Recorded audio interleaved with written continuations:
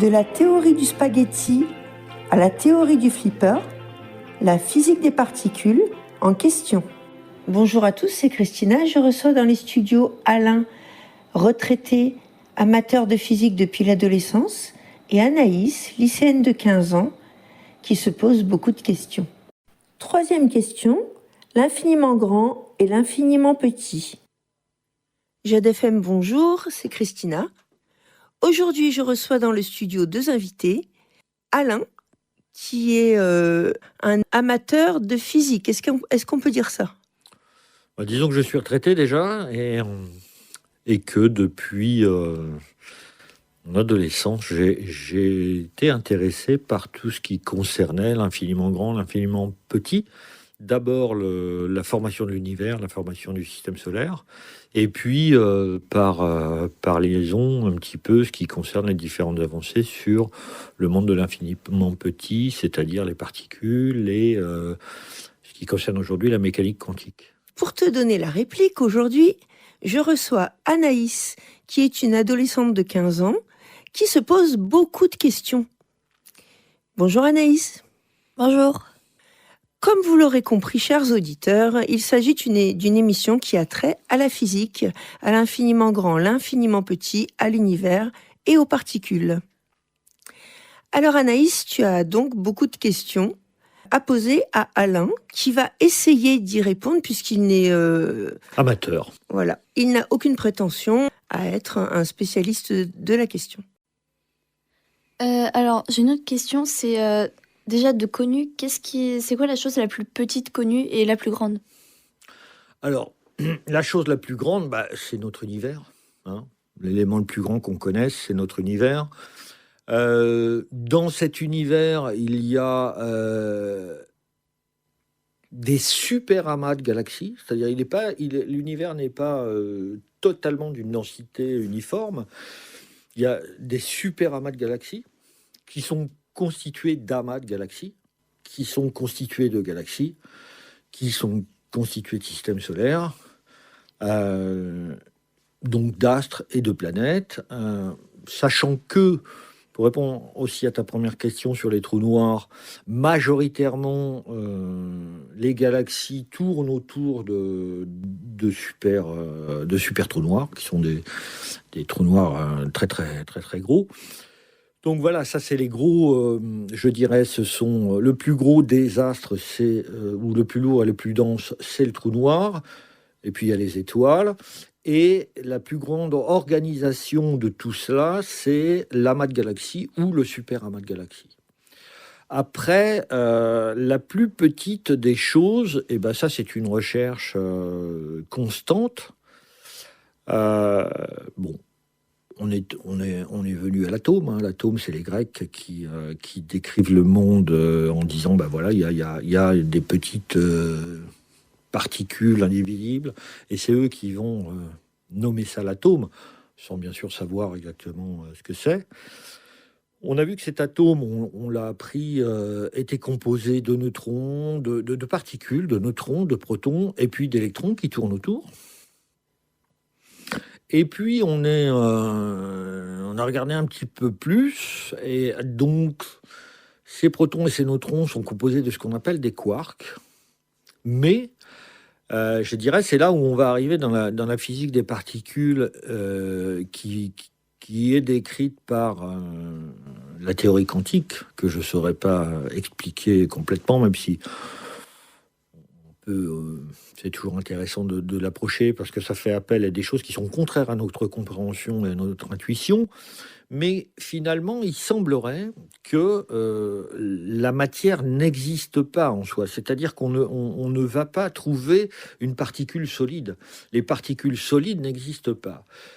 On est simplement face à des micro-tourbillons, si on veut bien comprendre, ou des micro-résonances d'énergie, qui peuvent avoir une durée de vie extrêmement longue. C'est-à-dire qu'un proton, c'est une espèce de résonance magnétique, on va dire, ou électromagnétique, qui peut avoir une durée de vie de plusieurs milliards d'années. Et donc, il y a une théorie qui qui voudrait essayer de dire tout ça, de décrire tout ça, qui s'appelle la théorie des cordes. Et en fait, cette théorie des cordes, elle dit que tout ce qui constitue les particules ne sont que des vibrations de matière qui vont s'enrouler sur elles-mêmes d'une façon ou d'une autre, et ça donnera soit un électron, soit un proton, soit un quark, ou des sous-éléments de la matière. Voilà. Donc, a priori, la notion et la physique quantique met ça en avant, c'est-à-dire que la notion de particules ou la notion de matière en soi, c'est une notion, je dirais, qui est liée à notre intuition, à la façon dont on ressent et dont on voit les choses. Mais globalement, tout ça ne sont que des vibrations d'énergie, des agglomérations d'énergie. Donc, à partir de là, quelle est la plus petite des vibrations? Ça, je pense qu'on peut chercher encore beaucoup. Et on a déjà essayé de calculer combien il pourrait y avoir d'atomes à peu près dans l'univers entier? Alors, oui, je pense que les calculs sont faisables. On connaît à peu près, c'est des approximations qui sont faites par rapport à l'univers visible. On connaît à peu près le nombre d'étoiles dans l'univers visible. Bon, voilà, on fait des approximations. Alors, elles sont peut-être, bien sûr, il y a des approximations, mais voilà, on est capable d'avoir des choses qui vont être dans un ordre de grandeur. Mais même si c'est un ordre de grandeur avec un ajustement de 1 à 10 ou un ajustement de 1 à 100, ce qui paraît beaucoup comme ça donne un ordre de grandeur réaliste, puisqu'on va arriver sur des nombres très très grands, énormes. Donc on pourrait le savoir, sachant que là aussi il y a beaucoup d'incertitudes. C'est-à-dire que quand on regarde tout ce que l'on peut observer dans l'univers, on se rend compte que ça n'explique pas suffisamment. C'est-à-dire que, par exemple, si on prend notre galaxie, c'est une sorte de spirale en mouvement. Mais si je mets une spirale en mouvement, tous les éléments qui sont dans cette spirale vont être éjectés vers l'extérieur. C'est la force centrifuge. Or, c'est pas le cas. Bon, ça, on sait l'expliquer. C'est la force de gravité qui retient, justement, tous les astres, qui fait aimant et qui permet de tourner. Mais si on regarde véritablement notre galaxie tourne beaucoup trop vite par rapport aux masses que l'on observe dedans. Et donc, c'est une grande incertitude par rapport aux théories actuelles, et c'est ce que les physiciens appellent la matière noire. Alors, ce qu'on appelle noir, c'est tout ce qu'on n'arrive pas à décrire, ou dans lequel on n'arrive pas à pénétrer, dans lequel on ne sait pas ce qu'il y a. Donc, ils appellent ça la matière noire. C'est-à-dire que si on prend en compte les forces de gravité qui permettent à notre galaxie de rester homogène, de ne pas éclater, ça nécessite qu'il y ait une certaine force de gravité. Et si on prend toutes les étoiles visibles dans notre galaxie, toutes les masses et toutes les choses comme ça, eh bien, il manque de la matière.